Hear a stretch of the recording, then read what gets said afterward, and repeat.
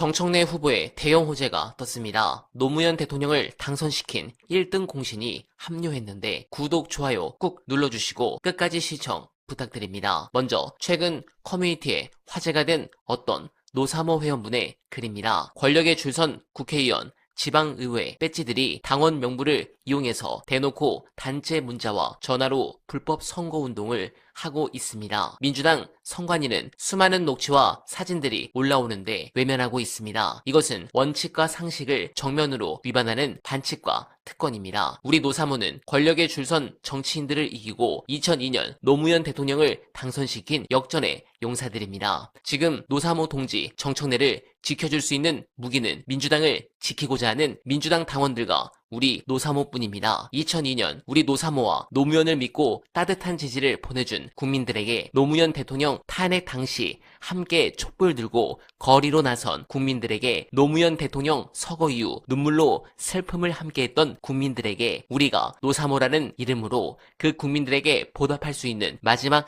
기회일지도 모르겠습니다. 다시 한번 전국에서 일어서 주십시오. 다시 한번 노사모가 앞장서서 당원의 힘을 보여주십시다. 라는 글인데 지금 각종 커뮤에서 큰 화제이며 하나둘 코어 지지층이 결집하고 있습니다. 물론 이번 선거는 상당히 어려운 형국인 게 맞습니다. 다만 정청래 캠프 측도 다 전략이 있습니다. 관련해 화제가 된 민주당 내부 판세 끝까지 봐주시고 여러분들의 생각 댓글로 부탁드립니다. 첫 번째 해당 권역은 되게 투표율이 낮아요. 왜냐하면 하는지 잘 몰라. 근데 이제 첫 번째 뭐 결과가 나오고 사람들이 이제 뉴스에 나오고 그러니까 두 번째 지역보다 이렇게 올라가거든요. 대체적으로 그랬어요. 그래서 이제 충청권이 처음 시작하면 늘 좀 낮게 나오는 경향이 있는데 이제 그제도 토요일도 그랬죠. 충청권이 상대적으로 낮았고 불경이 조금 더 높게 나왔는데 이제 뭐 투표한다는 소식이 알려지면서 부산이 상대적으로 높았고 60% 정도 됐고 나머지 지역은 조금 낮았죠. 투표율이 높을수록 정청래 후보가 약세했고 특히 도시권에서 확실히 강세가 있더라. 그게 확인이 됐죠. 왜냐하면 대전,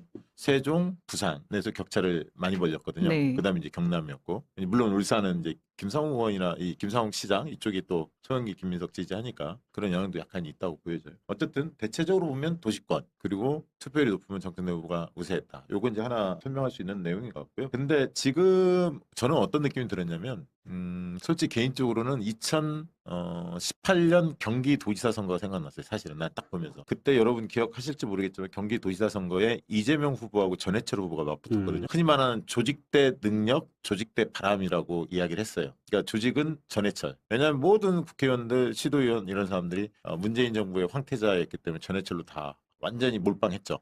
그리고 이재명은 당시 성남시장 출신으로 유능한 그리고 선명한 일 잘하는 기초단체장 이런 이미지가 있었고 대선에서 한번 뛰었다가 송가혁 뭐 이런 논란이 있었고 이미지가 조금은 실추됐던 이런 게 있었지만 일은 잘한다 이 평가가 있었거든요. 그 당시 저도 이재명 당시 그 후보를 도왔었는데 전략 컨설팅에 제가 수행을 했었는데 그러면서 능력 대결로 가자 대결 구도로 이렇게 이제 잡고 캠페인을 아주 잘하셨어요. 그래서 이겼죠. 결국은 이겼는데 그 당시에 조직 선거의 위력을 많이 봤어요. 어떻게 하는가 봤더니 예를 들면 지방선거나 이런 데 낙선했던 광역 의원이나 시의원이나 기초의원이나 아니면 총선 낙선했던 사람들 있잖아요. 전부 다 묵습니다. 뭐냐면 무슨 어느 지역 상임 감사, 무슨 뭐 상임 이사, 비상임 이사 막 이런 식의 공공기관장들 있잖아요. 이런 쪽에 약속을 막 해요. 그러면서 그런 사람들이 주변에서 50표, 100표씩 가져오게 만듭니다. 근데 그게 무시할 수 있는 수준이 아니에요. 저는 지금의 조직선거, 김민석 후보 측에서 이른바 조직선거가 시도의원, 뭐 국회의원 쪽만 할까? 이런 생각을 일단 가져봅니다. 그래서 조직선거라는 게 만만치 않은 거예요. 그러려면 그거를 이기려면 정말 우리 열혈 당원들이 죽기 살기로 과거 대선 때 뛰었던 그런 열정으로 뛰지 않으면 쉽지 않습니다. 솔직한 얘기로. 어마어마한 저 조직을 이기기가. 왜냐하면 세게 누르고 있잖아요. 누가 보더라도 지금. 네. 그래서 이 구조가 굉장히 어려운 싸움을 벌이고 있다. 정청래 후보 입장에서는 조금 아쉬움이 있죠. 왜냐하면 부울경에서 한 2,500표 이상 격차를 벌렸으면 하는 마음이 있었는데 1,500표 정도밖에 벌리지 못했거든요. 저는 그것도 막판에 그런 어떤 보이지 않는 조직의 힘들이 작동하지 않았을까 이런 생각이 들었고 실제로 저기 뭐 충남, 대전, 세종 때는 첫째는 그랬고 그다음에 이제 부울경은 이렇게 됐고 한 3% 정청래 후보가 이겼고 합산해서 지금 1% 앞서고 있는 거잖아요. 근데 사실 선호투표 대비해 보면 정청래 후보는 48% 이상을 안정적으로 유지해. 왜냐하면 송영길이 막판에 되면 뭐 8% 이런 정도 주저앉을 거예요. 그러면 한 30%가 정청래, 70%가 김민석 쪽으로 간다고 가정한다면 대체적으로 그런 흐름이니까 그러면 48% 넘겨야 합니다. 그래야 정청래 후보가 이길 수가 있어요. 자, 이게 첫 번째 포인트고 48% 넘겨야 아직 좀 부족하다. 정청래 후보 입장에서는. 두 번째는 호남의 벽을 넘어야 돼요. 근데 지금 호남과 수도권을 좀 분석을 해드리면 여론조사 여러 군데 해보잖아요. 비공표 조사도 많이 하거든요. 공표용 조사만 하는 게 아니라. 호남에서는 과거에 비해서 김민석, 정청래 간의 격차는 좀 줄긴 줄었어요. 그러나 아직 역전하는 느낌은 아니다. 여전히 김민석 후보가 앞서 있다. 냉철하게 봐야 합니다. 호남. 그래서 여러분들 호남의 연구자들 다들 있을 텐데 호남 전화 작업 열심히 하셔야 합니다. 설득 작업 해야 돼요. 그래서 호남도 그런 그 조직 선거를 풀 가동하고 있는 거 아닌가 저는 이렇게 좀 보여지고요. 그래서 호남에서 약간 밀릴 가능성이 있다. 그러나 수도권에서는 오히려 격차가 정청래 후보가 더 벌리고 있다. 김민석에 비해서. 수도권은 온라인 당원들이 확실히 똘똘 뭉쳐 있는 것 같아요. 그래서 수도권은 상당히 격차가 벌어지는데 다만 호남에서 큰 차가 안 나요. 거의 박빙 싸움을 벌이고 수도권을 올라가야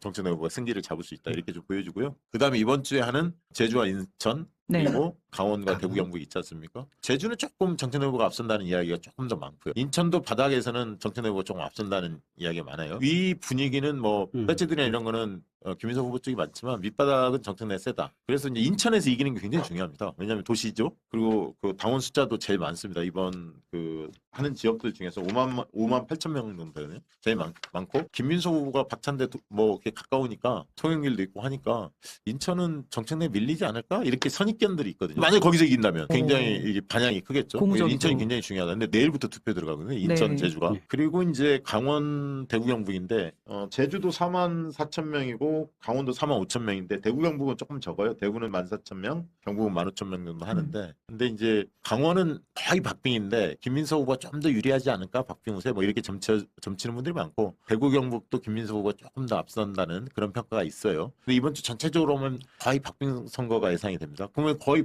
지금 구도에서 크게 변화 없는 상황에서 호남으로 들어설 가능성이 있는 거죠. 그래서 호남이 중요한 거고. 근데 호남에서 약간 움직인다 하더라도 수도권 오면 또 역전이 됩니다. 정청래 후보 상당히 앞서고 있기 때문에. 근데 그럼에도 불구하고 정청래 후보가 48%가 만약 안 됐다. 47%, 46%가 있다. 그러면 선호투표 영향을 받는데 선호투표하면 불리하죠. 네, 공감합니다. 제가 걱정하는 것은 바둑처럼 형세 판단을 해보면 이재명 정부는 이제 개혁할 절호의 기회를 다 날렸다고 생각합니다. 검찰은 날렸지만 사법개혁과 언론개혁을 완수하지 않는 한 언제든지 선거 결과에 따라 검찰이 부활할 비밀을 주었습니다. 저는 솔직히 말씀드리면 다시 올 수 없는 천운 같은 개혁의 기회를 다 날아간 건 아닌가 라는 걱정이 듭니다. 여러분들은 어떻게 생각하십니까? 공감하셨다면 소중한 언알바 후원 부탁드립니다. 댓글에 고정된 정기 후원과 민주진영 동지가 운영하는 여름두릅 댓글 링크를 통해 많은 사랑 부탁드리며 언알바는 오늘도 최선을 다하겠습니다. 여러분 고맙습니다.